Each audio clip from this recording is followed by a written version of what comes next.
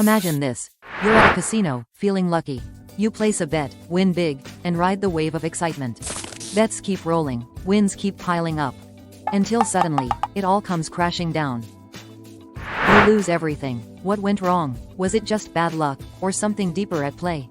Psychologist Daniel Kahneman won the Nobel Prize in economics. He would say it's your mind playing tricks on you. In his groundbreaking book, Thinking, Fast and Slow, Kahneman reveals that we have two thinking systems. They are distinct. One is fast and intuitive. It makes snap decisions. The other is slow and logical.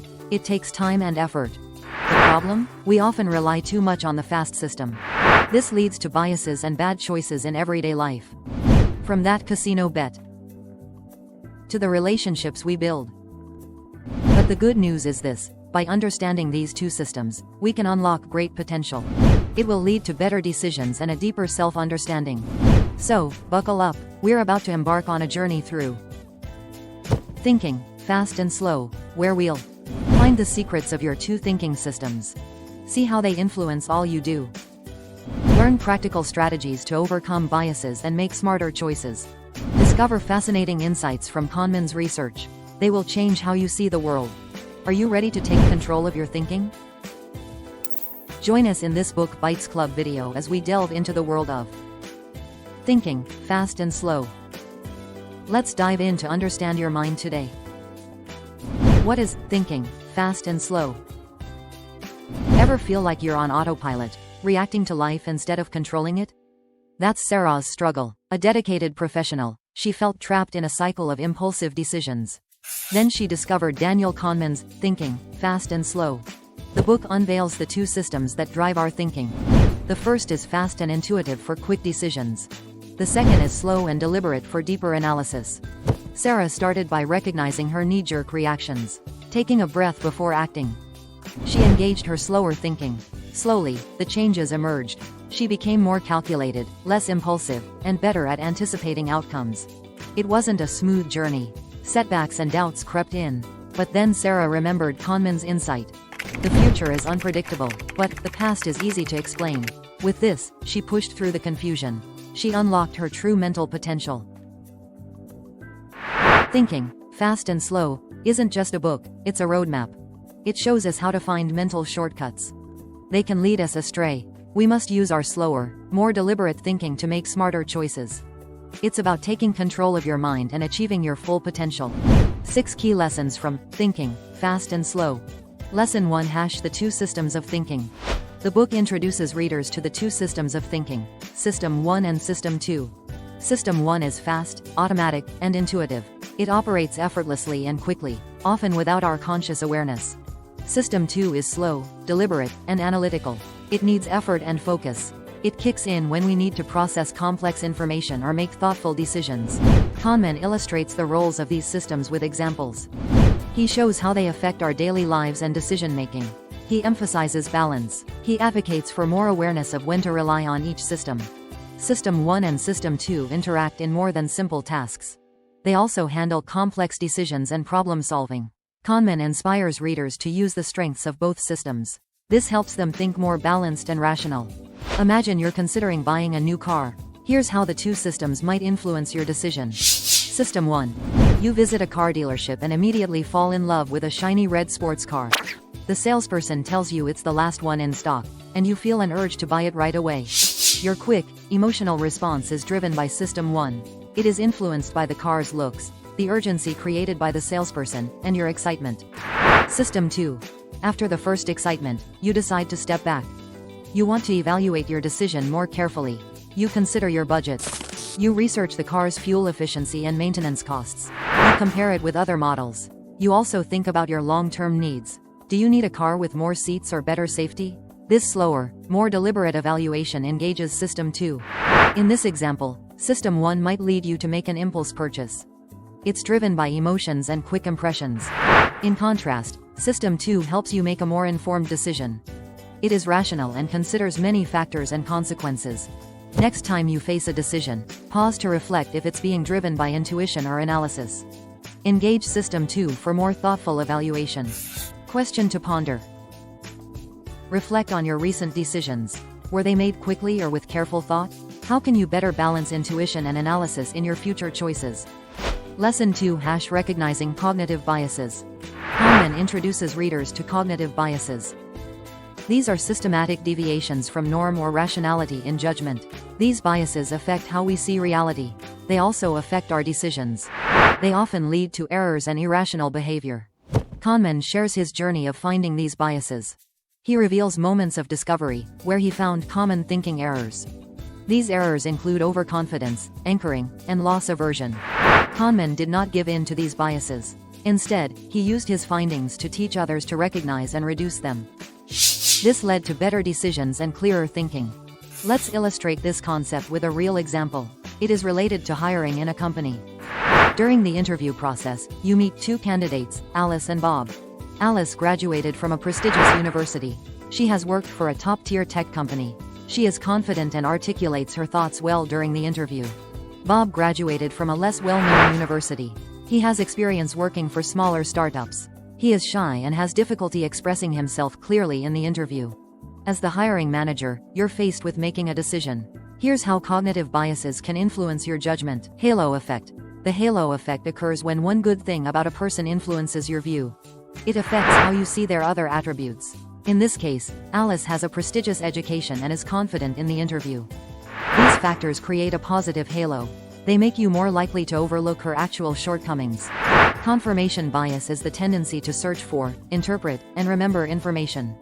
It confirms your preconceptions. If you think top universities produce better candidates, you might focus on Alice's strengths and overlook her weaknesses. You might also be more critical of Bob's performance and experience. The recency effect is the tendency to remember the last information best. Bob was the last candidate you interviewed, so you might weigh his performance more heavily in your decision. This is despite other relevant information. Identify common cognitive biases in your daily life. Make a conscious effort to counteract them by engaging in reflective thinking. Face your biases honestly and commit to improving your decision-making processes. Question to ponder. What cognitive biases do you notice in your thought patterns? How do they impact your decisions? What steps will you take to recognize and counteract these biases? Lesson 3 # The Anchoring Effect. The book dives into the anchoring effect. It's a cognitive bias. People rely heavily on the first piece of information, the anchor. They use it when making decisions. This effect influences judgments and estimates, often leading to skewed perceptions and decisions. Kahneman provides a glimpse into experiments showing the anchoring effect. They show how early information can sway our thinking. It does this even when it's irrelevant. At its core is the anchoring effect. Understanding it embodies critical thinking and awareness. Kahneman emphasizes questioning initial information. He says we should seek more views to form better judgments. Lesson in practice. Be aware of initial information that might anchor your decisions. Deliberately seek out additional data and viewpoints to form more balanced judgments. Build cognitive strength by consistently challenging initial impressions. Question to ponder. What anchors influence your decisions? How can you ensure that your judgments are not unduly swayed by initial information? Lesson 4 # The Availability Heuristic. In Thinking, Fast and Slow, Kahneman explores the availability heuristic. It's a mental shortcut. People judge the likelihood of events based on how easily examples come to mind. This heuristic can lead to skewed perceptions of reality and biased decision-making. Kahneman illustrates the availability heuristic with examples. They show how recent or memorable events can sway our judgments. Understanding the availability heuristic encourages a mindset of critical evaluation. Kahneman emphasizes considering broader data. He warns against relying on readily available information. Lesson in practice. Be mindful of how recent or memorable events might skew your perceptions.